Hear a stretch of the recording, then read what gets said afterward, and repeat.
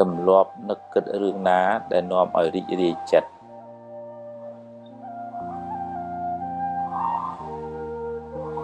កុំនិយាយដើមគេអីគេដឹងគេស្អប់ហើយមានបាបទៀតប្រឹងសាងល្អឲ្យហើយកុំចាំថ្ងៃស្អែក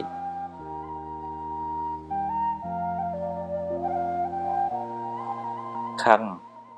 តែកុំគុំអីរៀនភ្លេចខ្លះទៅបានសុខជាង